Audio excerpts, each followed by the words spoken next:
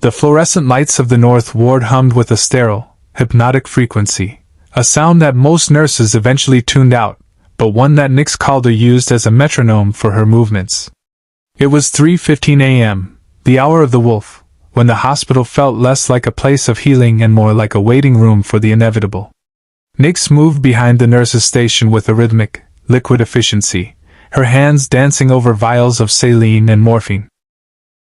She wore her light blue scrubs like armor, the fabric crisp and practical. But it was what the scrubs couldn't quite hide that drew the whispers. As she reached for a hanging floor bag, the movement caused her sleeve to ride up, revealing a glimpse of the dark, intricate ink that claimed her forearm. It wasn't the floral or tribal art common among the staff. It was a dense, mathematical lattice of black sigils and tiny, sharp tally marks that looked more like a topographical map of a battlefield than decoration. "She's doing it again," Sarah whispered at the far end of the station, her voice barely carrying over the crinkle of a snack bag. She was leaning toward Marcus, a senior resident who was busy signing off on charts. The staring. "She's been looking at that heart monitor for 3 minutes without blinking. It's unnatural." Marcus glanced up, his eyes lingering on the side of Nyx's neck.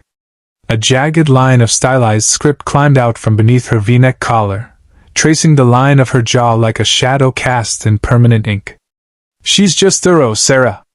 A bit intense, maybe, but thorough."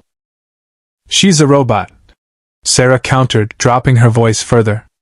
"I tried to tell her a joke about the cafeteria meatloaf yesterday, and she just looked at me. Not a smile, not a grimace. Just those eyes. It's like looking into a deep well. And those tattoos? My cousin is a tattoo artist, and he says that kind of work, the heavy black work on her neck, is usually used to cover up something. Or to mark something. It gives me the creeps." Nyx didn't turn around, but her ears, trained in environments where a snapped twig meant the difference between life and death, caught every syllable. She didn't feel the sting of their judgment. She had long ago cauterized the part of her soul that craved social validation. To Nyx, the hospital was a tactical grid.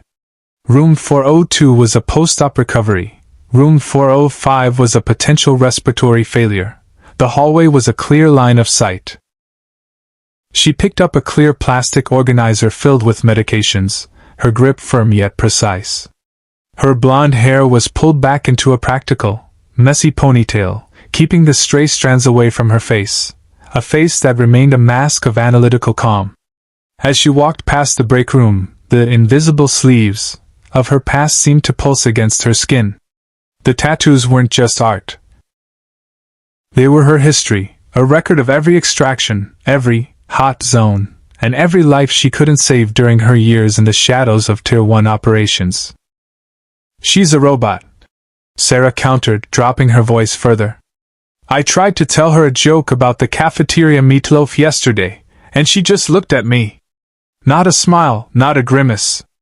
Just those eyes. It's like looking into a deep well. And those tattoos? My cousin is a tattoo artist, and he says that kind of work, the heavy black work on her neck, is usually used to cover up something. Or to mark something. It gives me the creeps." Nyx didn't turn around, but her ears, trained in environments where a snapped twig meant the difference between life and death, caught every syllable. She didn't feel the sting of their judgment. She had long ago cauterized the part of her soul that craved social validation. To Nyx, the hospital was a tactical grid. Room 402 was a post-op recovery. Room 405 was a potential respiratory failure. The hallway was a clear line of sight. She picked up a clear plastic organizer filled with medications, her grip firm yet precise. Her blonde hair was pulled back into a practical, messy ponytail, keeping the stray strands away from her face, a face that remained a mask of analytical calm. As she walked past the break room, the invisible sleeves of her past seemed to pulse against her skin. The tattoos weren't just art. They were her history, a record of every extraction, every hot zone, and every life she couldn't save during her years in the shadows of Tier 1 operations. The heavy chime of the elevator was followed by a sound that didn't belong in a sanctuary of healing, the rhythmic, metallic slap of combat boots on linoleum. The double doors of the North Ward didn't just open, they were kicked wide, rebounding against the magnetic stops with a crash that shattered the graveyard shift's silence. Rowan Black stepped into the light. He was a broad-shouldered mountain of a man, his presence a jarring cocktail of adrenaline and unrefined aggression. He wore a dark gray utility jacket that bulged over a tactical vest, and in his hands, he gripped an AR-style carbine with the white-knuckle tension of someone who viewed the weapon as an extension of his own rage. "Everybody down! Now! Hands behind your heads!" His voice tore through the ward, a wide-mouthed snarl that vibrated the glass partitions of the nurse's station. The reaction was instantaneous. Sarah Jenkins let out a strangled sob, her phone clattering to the floor as she collapsed to her knees. Marcus, the senior resident, froze for a heartbeat before his survival instinct took over, his knees hitting the tile with a dull thud. In the blurred background, other staff members and a few mobile patients scrambled to the floor, their bodies curled in the universal posture of the defeated. But in the center of the storm, Nyx Calder remained a vertical line in a horizontal world. She stood perfectly still behind the medication cart, her hands resting lightly on the handle. She didn't scream. She didn't dive for cover. Her gaze wasn't fixed on the barrel of the rifle, but rather on Rowan's feet, then his hips, then the frantic twitch of his trigger finger. To anyone else, Rowan was a monster. To Nyx, he was a series of tactical errors. He was leaning too far forward, his weight uneven, his peripheral vision narrowed by a tunnel-visioned fury. He was performing a theater of chaos, using noise and movement to mask a lack of true discipline. Rowan's eyes, wild and bloodshot, locked onto the one person who wasn't obeying the laws of gravity.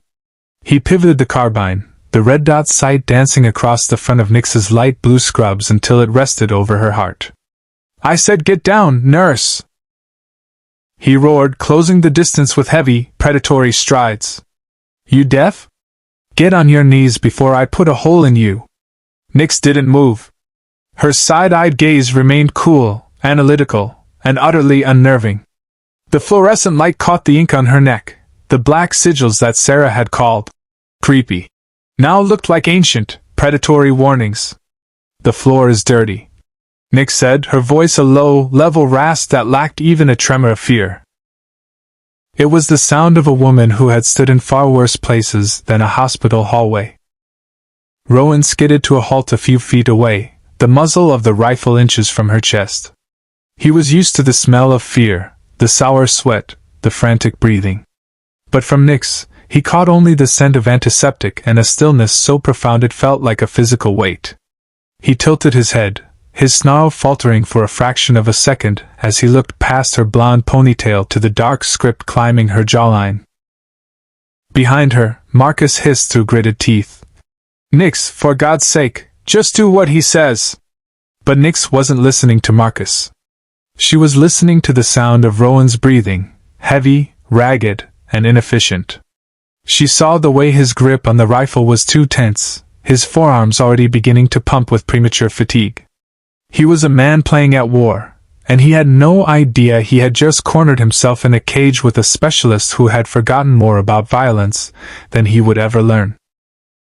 "Last warning, sweetheart," Rowan growled, trying to regain his momentum. He shoved the barrel forward, bruising the fabric of her scrubs. "Get down!"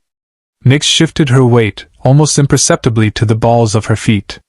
Her eyes didn't leave his. The silent specialist was no longer hiding behind the mask of a night nurse. The shadow was stepping out. Rowan Black took another step forward, the muzzle of his rifle now a cold, circular brand against the center of Nyx's chest. He let out a dry, jagged laugh that sounded more like a cough. The silence of the ward was thick, broken only by the ragged breathing of the staff huddling on the floor and the distant, rhythmic beep of a heart monitor that didn't know the world was ending. "Look at you!" Rowan sneered, his eyes darting from her face to the black ink sigils climbing her neck. He reached out with a trembling, gloved hand, tracing the air just inches from her jawline. A nurse with a bit of edge. What is this? A midlife crisis? Or did you just want to feel dangerous while you're changing bedpans?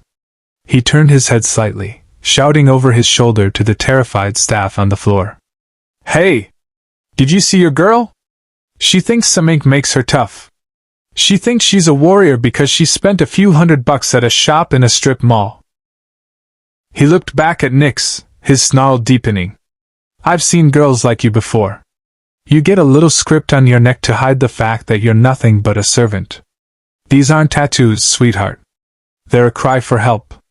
Nyx didn't blink. She didn't flinch as the rifle barrel shoved harder against her sternum. Instead, she tilted her head just a fraction, allowing the fluorescent light to hit the dark lattice on her skin. Up close, the tattoos weren't just decorative. They were precise, etched with a surgical clarity that defied standard artistic convention. You're right about one thing, Rowan, Nyx said, her voice dropping into a register that felt like a blade sliding over silk. They aren't just art. Rowan's smile flickered. The use of his name, something he hadn't given her, sent a ripple of unease through his bravado. What did you say? The script on my neck, she continued, her side-eyed gaze locking onto his. It's not a poem. It's a grid. Longitudinal and latitudinal coordinates for a drop zone in the Hindu Kush where I spent 3 days waiting for a bird that was never coming. The tally marks on my ribs? Those aren't days I've been sober. They're the heartbeats I had to stop to make sure my team kept theirs. She leaned in, moving closer to the gun, not away from it. The movement was so calm, so deliberate, that Rowan found himself instinctively leaning back. The sigil under my jaw? That's the extraction point for a black site in the Helmand province. She whispered.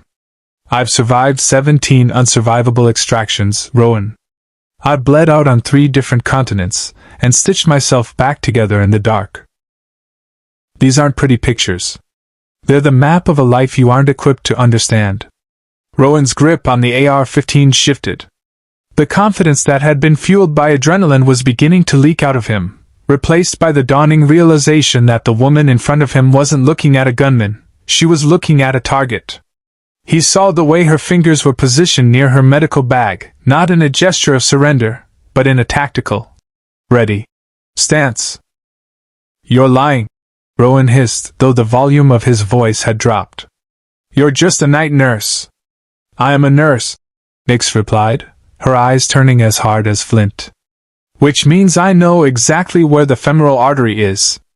And I'm a specialist, which means I know exactly how much pressure it takes to sever it with a piece of broken plastic. You're playing at war in a room full of people who save lives. That was your first mistake. Rowan opened his mouth to shout, to reclaim the theater of his chaos, but the words died in his throat. For the first time since he had breached the ward, the hunter realized he was standing in the middle of a very different kind of cage. Rowan's eyes flickered toward the wall behind her, a split-second lapse in focus. It was the flicker, the moment the amateur realizes they aren't in control of the variables. Shut up, he growled, but the barrel of the carbine wavered. Nyx didn't shut up. She was performing a different kind of surgery now, cutting through his bravado to find the fear underneath. You're also leading with your dominant hip. It's an aggressive posture, but it leaves your center of gravity exposed. If I move 6 inches to the left, you won't be able to pivot fast enough to stop me. Your gear is civilian grade, your boots aren't broken in, and you're sweating through your thermal layer. She took a slow, deliberate breath, letting the ink on her neck shift with the movement of her throat. You aren't a soldier, Rowan. You're a man with a gun who's lost in a building full of people who actually know how the human body works. You see a room full of victims. I see a room full of levers and pressure points. Sarah Jenkins let out a small, terrified whimper from the floor, but Nyx didn't look back. She remained locked on Rowan's eyes, watching his pupils. They were dilated, struggling to process the lack of fear coming from his target. He was waiting for her to beg, but Nyx Calder hadn't begged for anything in a decade. She shifted her weight, a movement so subtle it was almost invisible, centering herself for the moment the theater would end and the work would begin. She could see the exact moment the realization hit him, the moment he understood that the woman in the light blue scrubs wasn't trapped in the ward with him. He was trapped in the ward with her. Rowan's eyes flickered toward the wall behind her, a split-second lapse in focus. It was the flicker, the moment the amateur realizes they aren't in control of the variables. "Shut up," he growled, but the barrel of the carbine wavered. Nyx didn't shut up. She was performing a different kind of surgery now, cutting through his bravado to find the fear underneath. "You're also leading with your dominant hip. It's an aggressive posture, but it leaves your center of gravity exposed. If I move 6 inches to the left, you won't be able to pivot fast enough to stop me. Your gear is civilian grade, your boots aren't broken in, and you're sweating through your thermal layer." She took a slow, deliberate breath, letting the ink on her neck shift with the movement of her throat. "You aren't a soldier, Rowan. You're a man with a gun who's lost in a building full of people who actually know how the human body works. You see a room full of victims. I see a room full of levers and pressure points." Sarah Jenkins let out a small, terrified whimper from the floor, but Nyx didn't look back. She remained locked on Rowan's eyes, watching his pupils. They were dilated, struggling to process the lack of fear coming from his target. He was waiting for her to beg, but Nyx Calder hadn't begged for anything in a decade. She shifted her weight, a movement so subtle it was almost invisible, centering herself for the moment the theater would end and the work would begin. She could see the exact moment the realization hit him, the moment he understood that the woman in the light blue scrubs wasn't trapped in the ward with him. He was trapped in the ward with her. The tension in the ward reached a terminal frequency, a silent scream that only Nyx seemed to hear. Rowan's breathing had become a wet, jagged rattle, his ego struggling to process the lack of terror in the woman standing inches from his barrel. He tightened his finger on the trigger, the muscle in his jaw pulsing. He was about to commit to the theater, to fire a round just to see her flinch. Nyx didn't give him the chance. She didn't lead with a punch or a kick. She led with the physics of the mundane. With a movement so fluid it looked like a glitch in the hospital's security feed, she swung the heavy, blue medical bag hanging from her shoulder. She didn't swing it at his face. She swung it low, catching the outside of Rowan's lead knee, the one supporting the dominant hip she had analyzed moments before. The weight of the vials and diagnostic equipment acted like a kinetic hammer. Rowan's knee buckled inward, and his center of gravity, already precariously forward, disintegrated.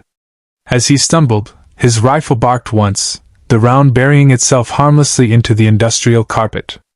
Nyx moved into his personal space before the brass casing had even hit the floor. She wasn't a nurse anymore, she was a storm of anatomical intent. Her left hand shot upward, not to grab the gun, but to wedge itself into the crook of Rowan's elbow, levering the weapon toward the ceiling. Simultaneously, she drove the heel of her right palm into the nerve cluster beneath his ear, the same spot where her specialized script tattoos disappeared into her jawline. Rowan let out a choke sound, his vision swimming as the strike sent a massive electrical surge through his central nervous system. He tried to pull the rifle back, but Nyx was already working on the next lever. She stepped behind his lead foot, anchoring it, and used her forearm to exert a sharp, downward pressure on his extended arm.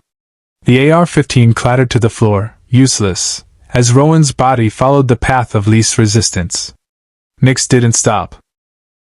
She followed him down, her knee driving into the small of his back to pin him against the cold linoleum. With the precision of someone preparing a surgical site, she grabbed his right wrist and twisted it into a high-compliance lock, the tendons in his arms stretching to the point of failure. "Stay down," she whispered into his ear. The voice was devoid of anger, which made it infinitely more terrifying. It was the voice of a professional concluding a routine task. Rowan thrashed once, a desperate surge of adrenaline-fueled strength, but Nyx simply shifted her weight, using the physics of the cage to neutralize the movement. She reached into her scrub pocket, pulling out a pair of heavy-duty industrial zip ties she had scavenged from the maintenance closet earlier that night.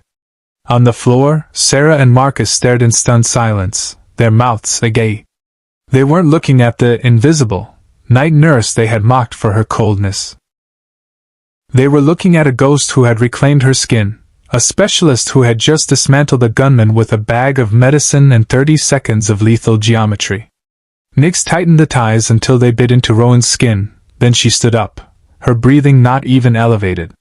She looked at the double doors. The theater was over, but the ward was still dark, and Rowan wasn't the only ghost in the building. The metallic click of the zip ties was the only sound in the sudden, suffocating silence of the ward. Nyx didn't wait for Rowan to recover his breath or for her colleagues to stop staring. She knew the rhythm of a breach. Rowan might be down, but chaos has a way of inviting company, and the strobe of the hospital's emergency lights was a distraction she couldn't afford. She moved to the sub-panel behind the nurse's station, her fingers finding the master breakers with the muscle memory of a saboteur. With a sharp, synchronized sequence of pulls, she killed the overheads, then the backups, and finally the emergency LEDs. The North Ward plunged into a primordial blackness, the kind of absolute dark that swallows hope and leaves only the senses of the hunter intact. "Nyx? What are you doing?" Marcus's voice was a frantic whisper, lost in the gloom. "Stay low. Don't speak," Nyx commanded, her voice no longer a nurse's comfort but a commander's decree. She moved into the darkness, not stumbling, but gliding.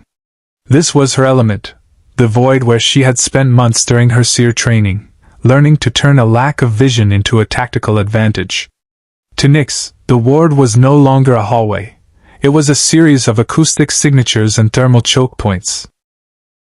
She navigated by the sound of the air conditioning's hum and the distant, frantic thumping of Rowan's heart as he struggled against his restraints on the floor.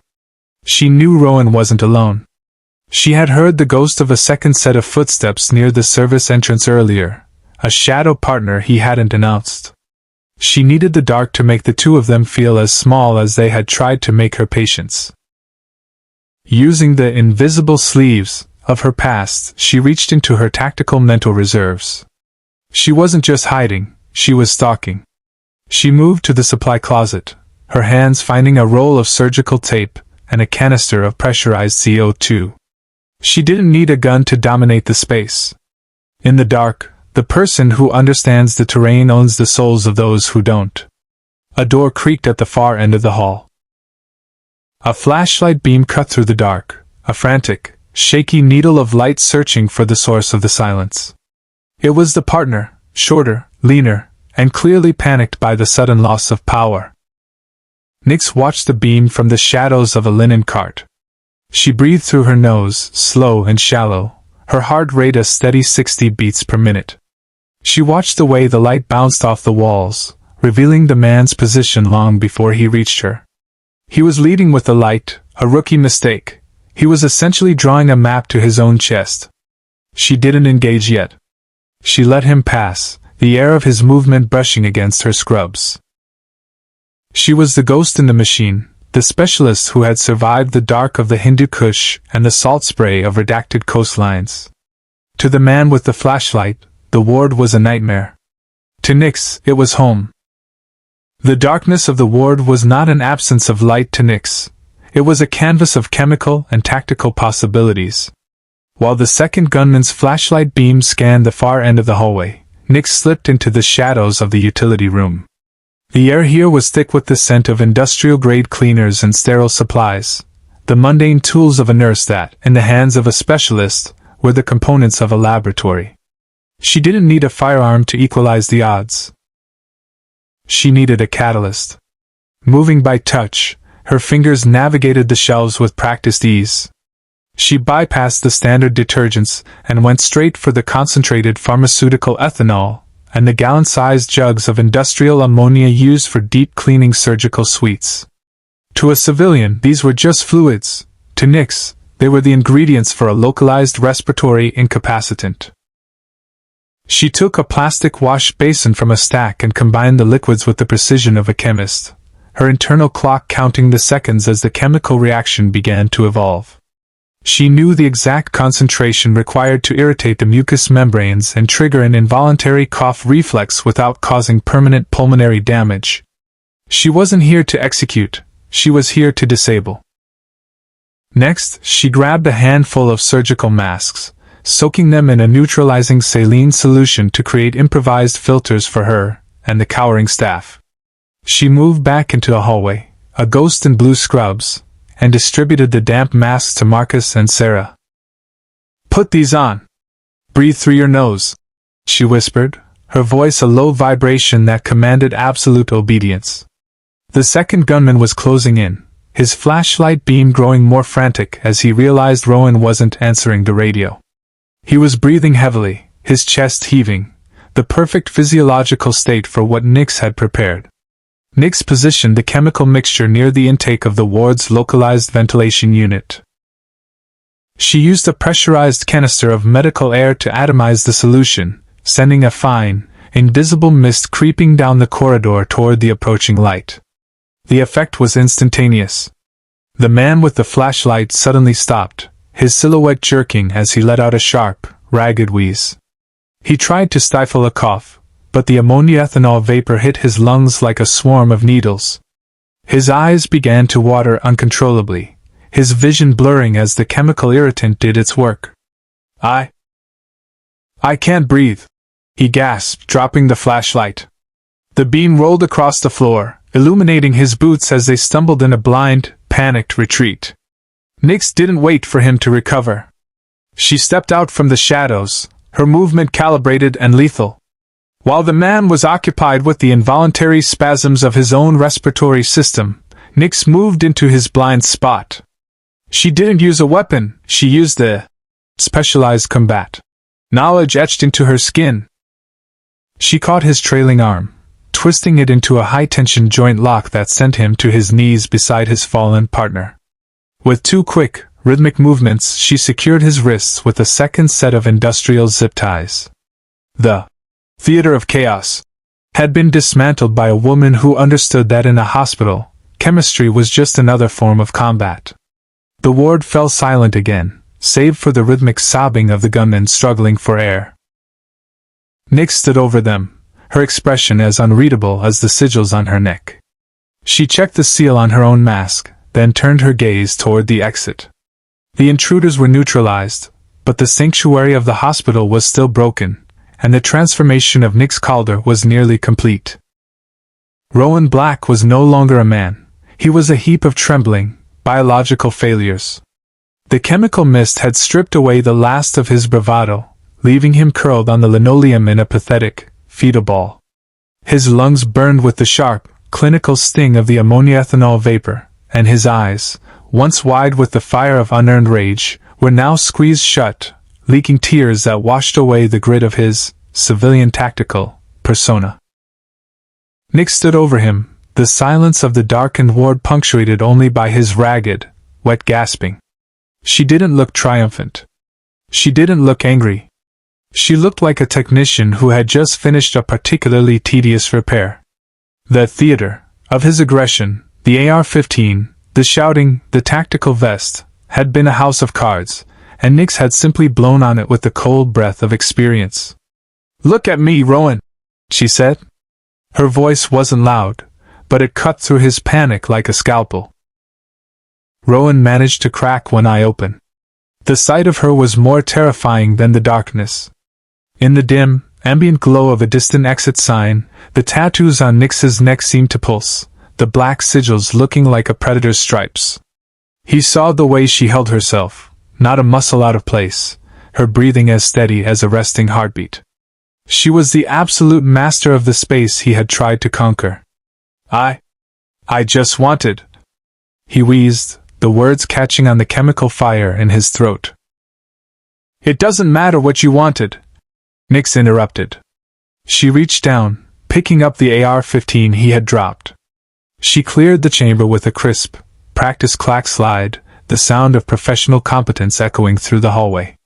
"You brought noise to a place of quiet. You brought death to a place of life. You thought your anger made you dangerous. You were wrong. Discipline is dangerous. Knowledge is dangerous. You are just loud. She set the weapon on the nurse's station, well out of reach. Behind her, Marcus and Sarah were slowly rising from the floor, their faces pale masks of shock. They looked at Rowan, then at the second gunman tied up like a holiday roast, and finally at Nyx. For 3 years, they had seen her as a mouse, a robot, someone they could ignore or mock. Now they saw the specialized combat, history written on her skin for what it truly was. A record of survival that dwarfed their understanding of the world. Rowan let out a long, shuddering sob, his forehead resting against the cold floor. The surrender of his rage was total. There was no more fight left in him, no more theater to perform. He was a broken man in a light blue room, neutralized by a woman who had seen more war in a weekend than he had imagined in a lifetime. Nyx turned away from him, her gaze shifting to her team. The coldness was still there, the analytical distance that Sarah had called creepy, but now it felt like a shield. She had protected the sanctuary. She had held the line. Marcus, she said, her tone shifting back to the clinical authority of a head nurse. Check the second man's vitals. The vapor might have triggered an asthma response. Sarah, get the crash cart for Mr. Henderson in 402. The stress probably spiked his blood pressure. Let's get to work. She didn't wait for them to answer. She walked toward the service entrance, her silhouette disappearing into the shadows of the ward she had saved. The predator had been dismantled, the theater was dark, and the night nurse was back on her watch. The rhythmic strobing of blue and red light finally cut through the darkness of the north ward, reflecting off the linoleum floors that were now cluttered with the debris of a dismantled invasion. When the heavy doors burst open for the second time that night, it wasn't with the kick of a predator, but with the coordinated surge of the Seattle PD SWAT team. Police! Nobody move! The tactical team swept in, their flashlights cutting through the chemical haze Nyx had created. They found a scene that defied their training. There was no bloodbath, no pile of victims. Instead, they found 2 heavily armed men zip-tied and incapacitated, their expensive gear rendered useless by a woman who hadn't even broken her clinical stride. Nyx stood by the nurse's station, her light blue scrubs stained with the sweat of the struggle, but her posture was as straight as a spine. As the lead officer approached, his weapon lowered in confusion, Nyx didn't pull down her sleeves to hide the dark, intricate lattice of the specialized combat history on her arms. She didn't turn her head to conceal the black sigils that climbed her neck like a warning. Status? The officer barked, his eyes flickering from the zip-tied gunman to the blonde nurse who looked more composed than his own sergeant. 2 hostiles neutralized. Respiratory irritants deployed in the hallway. 1 civilian with a minor blood pressure spike in 402, and a staff member in shock behind the station. Nyx reported. Her voice was no longer the mouse whisper her colleagues had mocked. It was a clear, tactical brief that demanded respect. The perimeter is secure. My team is currently triaging the patients. Marcus and Sarah stood nearby, watching her with a reverence that bordered on awe. They saw the way the SWAT commander nodded to her, recognizing the shorthand of a fellow professional. Someone who had clearly operated in theaters much darker than a city hospital. You're the one who did this? The commander asked, gesturing to Rowan, who was being hauled up by 2 officers. Nyx didn't look at Rowan. She looked at her badge, which had been twisted during the scuffle. She unclipped it, straightened the plastic, and pinned it back to her V-neck, right over the ink that marked her as a ghost of the 75th Ranger Regiment. I'm the charge nurse on duty, she said firmly. My job is to ensure the safety of this ward. I did my job. As the sun began to bleed through the Seattle rain, casting a gray, honest light over the hospital, the invisible sleeves were invisible no more. The staff from the other floors gathered at the edges of the yellow police tape, whispering about the nurse who had taken down a gunman with medical supplies and a history they couldn't imagine. Sarah walked up to her, her hands still trembling slightly, but she reached out and touched Nyx's arm. the one covered in the coordinates of a dozen extractions. Nyx, I'm sorry. For everything we said. We had no idea. Nyx looked at her.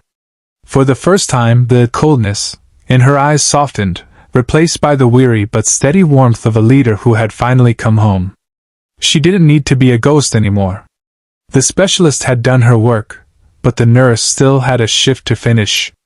Don't apologize, Nyx said, adjusting her ponytail. Just get the vitals on the new admissions. We have a ward to run. She turned and walked down the hall, the ink on her neck visible for all to see, a map of where she had been, and a promise of the protection she would provide from now on.